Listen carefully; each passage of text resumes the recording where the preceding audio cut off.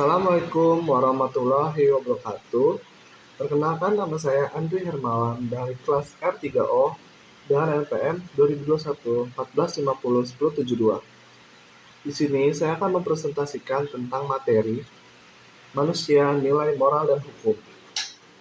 Materinya, hakikat nilai moral dan hukum, dua fungsi nilai moral dan hukum.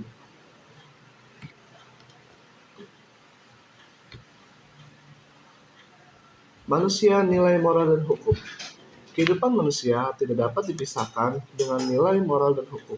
Bahkan, persoalan kehidupan manusia terjadi ketika tidak ada lagi peran nilai moral dan hukum dalam kehidupan. Nilai-nilai menjadi landasan sangat penting yang mengatur semua perilaku manusia. Nilai menjadi sumber kekuatan dan menegakkan suatu ketertiban dan keteraturan sosial. Demikian halnya moral sebagai landasan perilaku manusia yang menjadikan kehidupan berjalan dalam norma-norma kehidupan yang humanis religius. Kekuatan hukum menjadi kontrol dalam mengatur keadilan akan hak dan kewajiban setiap manusia, maupun hukum menjadi bagian penting dari proses pembentukan karakter suatu bangsa. Setelah mempelajari bab ini, mahasiswa mampu membedakan pengertian nilai moral dan hukum, mendeskripsikan peran nilai norma moral dan hukum dalam kehidupan manusia, menganalisis perubahan nilai moral dan hukum dalam kehidupan, menjelaskan peran nilai dalam pembentukan karakter manusia, menganalisis masalah pembentukan karakter bangsa. Peran nilai dan norma dalam masyarakat, konsep dan hakikat nilai.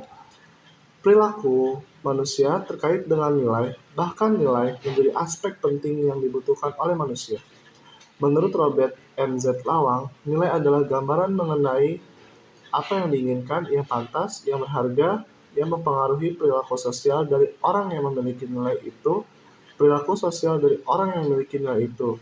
Sedangkan menurut Pepper, sebagaimana dikutip oleh Munandar, menyatakan bahwa batasan nilai dapat mengacu pada berbagai hal seperti minat, kesukaan, pilihan, tugas, kewajiban agama, kebutuhan, keamanan, keengganan, dan hal-hal yang berhubungan dengan perasaan dan orientasi seleksinya. Nilai mempunyai berbagai makna, sehingga sulit untuk menyimpulkan secara komprehensif makna nilai yang mewakili dari berbagai kepentingan dan berbagai sudut pandang. Tetapi, ada kesepakatan yang sama dari berbagai pengertian tentang nilai, yaitu berhubungan dengan manusia, dan selanjutnya nilai itu penting. Untuk melihat sejauh mana variasi pengertian nilai tersebut, terutama yang terkait dengan pendidikan, di bawah ini ada beberapa definisi yang diharapkan berbagai sudut pandang. Menurut Cheng, nilai merupakan sesuatu yang potensial dalam arti terdapatnya berhubungan yang harmonis dan kreatif, sehingga berfungsi untuk menyempurnakan manusia. Sedangkan kualitas merupakan atribut atau sifat yang seharusnya dimiliki. Menurut Frankena, nilai dalam filsafat dipakai untuk menunjuk kata benda abstrak, yaitu keberhargaan atau worth, atau kebaikan atau goodness, dan kata kerja yang artinya suatu tindakan kejiwaan tertentu dalam menilai atau melakukan penilaian. Menurut Laisio, nilai bagi manusia merupakan landasan atau motivasi dalam segala tingkah laku atau perbuatannya. Menurut Arthur Wacom, nilai adalah kepercayaan-kepercayaan yang digeneralisir yang berfungsi sebagai garis pembimbing untuk menyeleksi tujuan serta perilaku yang dipilih untuk dicapai. Menurut John Dewey, value is object of social interest. Sosiologi tidak berbicara tentang nilai itu sendiri, tetapi lebih menekankan sejauh mana suatu nilai akan mempengaruhi perilaku seseorang dan berhubungannya dengan orang lain. Menurut Profesor Dr. Notonegoro, membagi nilai menjadi 3, yaitu nilai material, nilai vital, nilai kerohanian.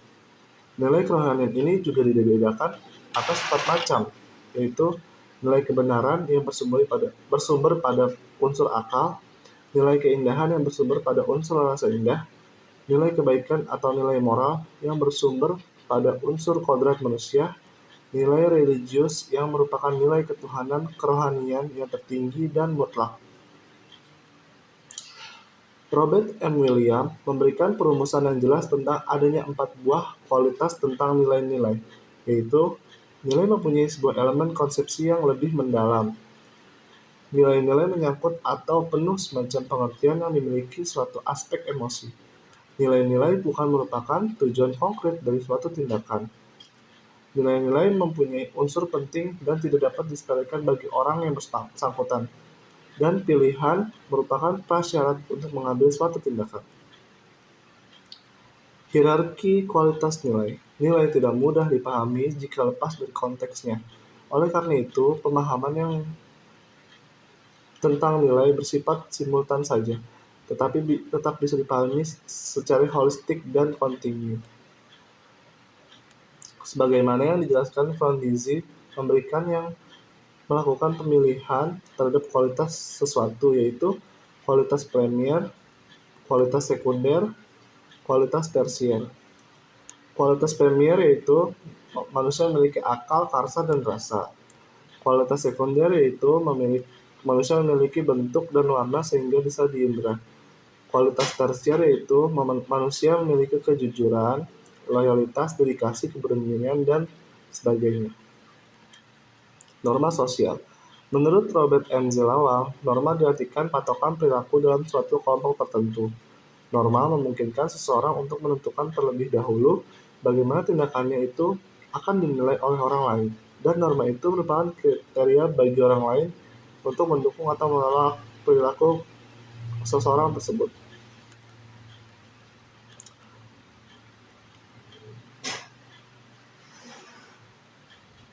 Norma sosial ini akhirnya digolongkan menjadi antara lain yang disebut Folkways dan Mores. Folkways diartikan dari arti kata-katanya, yaitu ways yang lazim dikerjakan atau diikuti oleh literatur sosiologi. Folkways dimaksudkan untuk menyebutkan seluruh norma-norma sosial yang terlahir dari adanya pola-pola tingkah pekerti yang diikuti oleh orang-orang kebanyakan. Dengan adanya Folkways, sebenarnya mempermudah tugas kita sebagai warga masyarakat, karena Folkways sudah mempersiapkan petunjuk-petunjuk atau pedoman atau normatif yang dibutuhkan oleh seseorang untuk menentukan cara apakah yang sebaiknya dipilih atau dikerjakannya. Sebagai contoh, pada saat Anda pergi kuliah akan berpakaian sopan dan rapi, tapi saat pergi ke pantai, Anda pun dengan bebas memakai celana pendek dan kaos.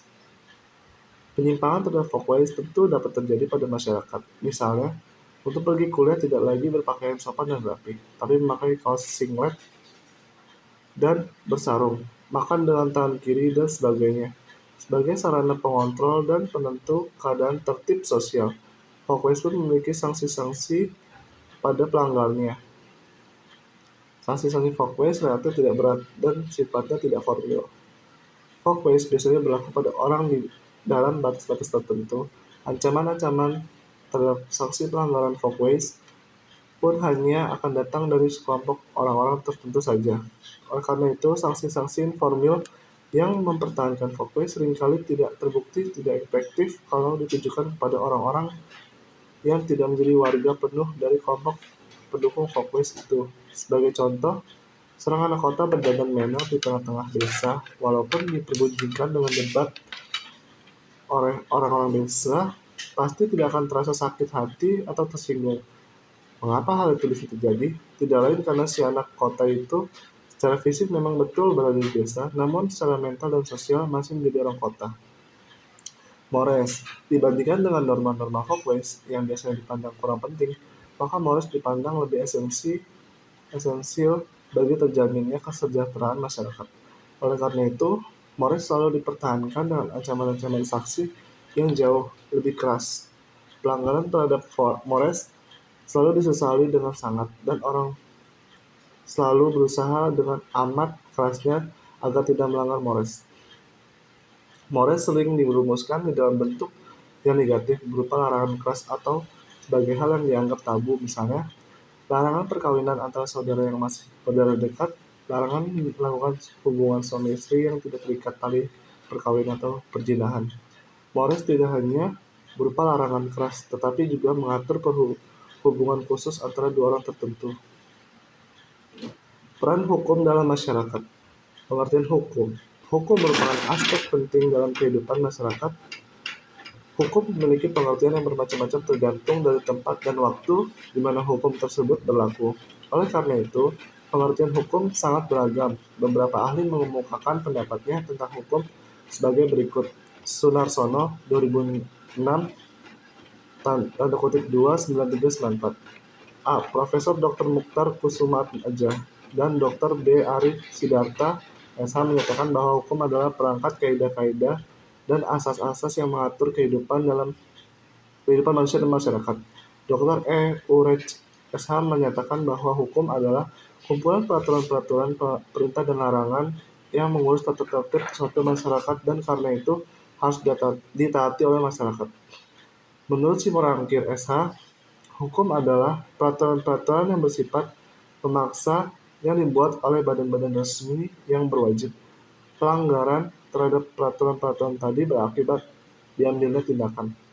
Menurut Mujiono, SH, hukum adalah keseluruhan aturan tingkah laku manusia dalam pergaulan hidup berbangsa dan bernegara, baik tertulis dan tidak tertulis, yang berfungsi memberikan rasa tentram dan akan berakibat diberikannya sanksi bagi yang melanggarnya.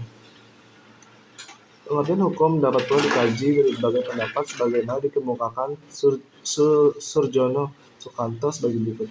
Hukum sebagai ilmu, hukum sebagai disiplin, hukum sebagai kaidah, hukum sebagai tata hukum. Demikian pemaparan dari saya. Jika ada kalimat dan kata-kata yang kurang berkenan, mohon dimaafkan. Wabillahi taufiq wal hidayah. Wassalamualaikum warahmatullahi wabarakatuh.